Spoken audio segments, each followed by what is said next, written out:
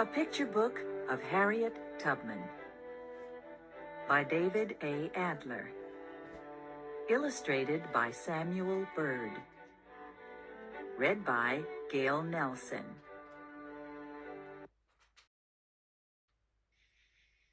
Harriet Tubman was born in 1820 or 1821 on a large plantation in Dorchester County, Maryland.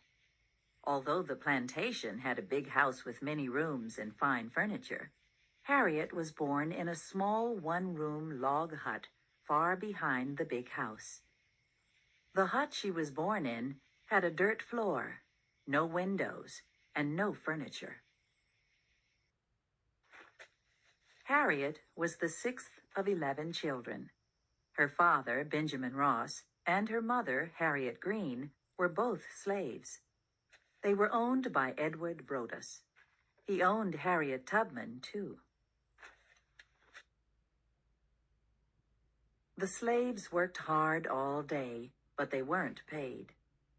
Harriet hated slavery. She was wild and often beaten. She was not willing to do as she was told. One time, when Harriet was hired out to work for someone else, she saw a bowl filled with lumps of sugar. She said later, "Now you know, I never had anything good, no sweet, no sugar, and that sugar right by me did look so nice." She took one lump from the bowl.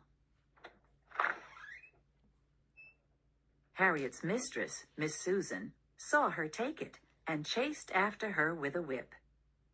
Harriet ran from the house and hid with the pigs. She ate potato peelings and other scraps until she was so hungry she had to go back. When she did, she was whipped again and again.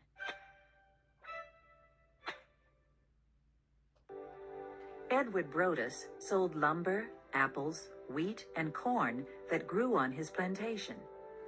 Sometimes he took slaves he owned and sold them too, down the river, to plantations farther south. Harriet saw 2 of her sisters taken away in chains. Harriet was afraid that one day she would also be sold. When Harriet was a young girl, abolitionists, people against slavery, were beginning to speak out and protest. Abolitionist newspapers were being published. Nat Turner, a young slave, knew how Moses had led the Israelites from slavery in Egypt. He hoped to lead his people out of slavery too, and in 1831 he started a rebellion. Slave owners, their wives, and their children were killed. Nat Turner and others were caught and hanged. Harriet dreamed that one day a true Moses would lead her to freedom. In 1835, Harriet came between a master and a slave who was running away.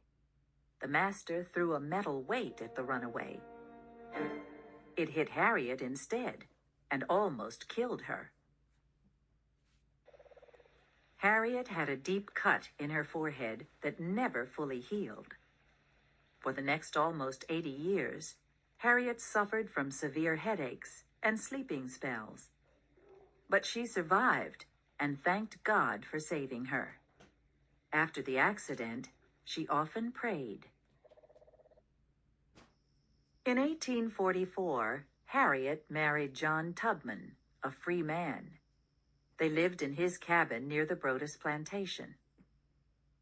Harriet was thinking about running away. She wanted John to join her, but he wouldn't. He said that if she ran off, he would tell her master, and soon the patrollers and their dogs would be after her. But Harriet had made up her mind. She started planning her escape. Slaves often sang in the fields. The afternoon before Harriet ran off, she sang too. And in the words of her song was a message to the other slaves. "When that chariot comes, I'm going to leave you. I'm bound for the promised land. For Harriet Tubman, the promised land was north, where she would be free.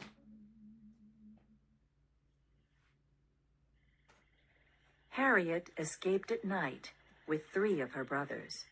They had no food, no money, and they didn't know where to go.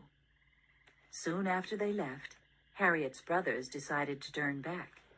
They made Harriet go back too. 2 nights later, Harriet went off alone. "I had a right to liberty or death," she said after her escape. "If I could not have one, I would have the other."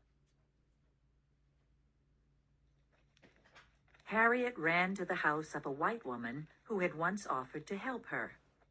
The woman told Harriet which house to go to next. The people in the second house directed Harriet to another house farther north. Harriet was traveling on what was known as the Underground Railroad. Each stop on the railroad was the house of someone who believed slavery was wrong and was willing to help runaway slaves find their way to freedom.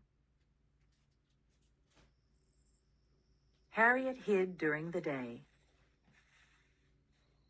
She traveled at night until she reached Pennsylvania. There was a law in that state against owning slaves. Harriet Tubman was a free woman. She felt like a new person. She said later, "The sun came like gold through the trees and over the fields, and I felt like I was in heaven."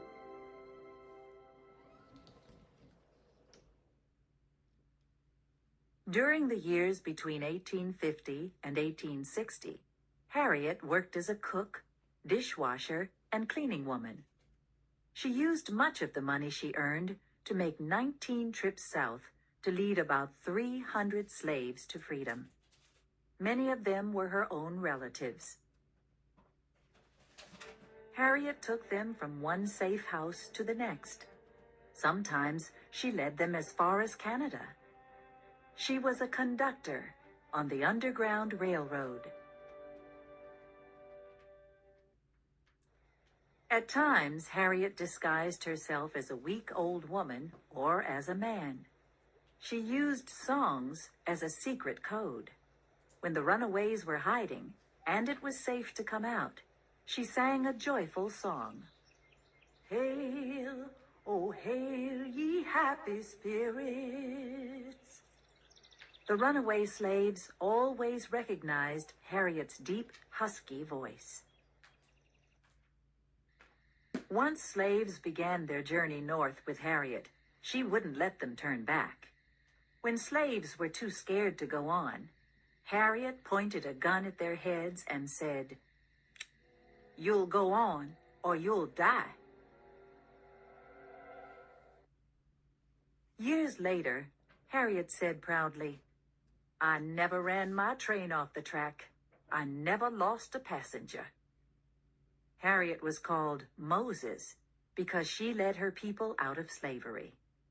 There was a huge reward waiting for anyone who caught her, but no one ever did. In 1858, Harriet met John Brown, a leader in the movement to end slavery. He called her one of the best and bravest people in America. He called her General Tubman. In November 1860, Abraham Lincoln was elected president, and 11 southern states withdrew from the United States. They didn't want Lincoln, a man who hated slavery, as their leader. The war between the North and South, the Civil War, began on April 12, 1861. During the war, Harriet Tubman worked as a nurse and a spy for the Northern Army. She went into enemy territory and led hundreds of slaves to freedom. She helped care for slaves who ran north during the fighting. In December 1865, soon after the Civil War ended, an amendment to the U.S. Constitution was passed. Slavery was no longer allowed in the United States. After the war, Harriet Tubman returned to her home in Auburn, New York. John Tubman had died in 1867. In 1869, Harriet married a former slave and soldier for the Northern Army, Nelson Davis. In Auburn, she went from house to house, selling vegetables. Wherever she went, she was asked to tell about her adventures on the Underground Railroad. Harriet Tubman helped many former slaves who came to her in Auburn. She supported the suffragist movement, the fight for the right of women to vote in the United States. Harriet helped establish a home in Auburn for sick, poor, and homeless Black people. When she moved into that home in 1911, she was old and weak. "I can hear them bells a-ringing. I can hear the angels singing," she said. Soon after that, on March 10th, 1913, she died. She was more than 90 years old. Harriet Tubman was a brave, courageous woman. She was admired and loved by the many people who knew her.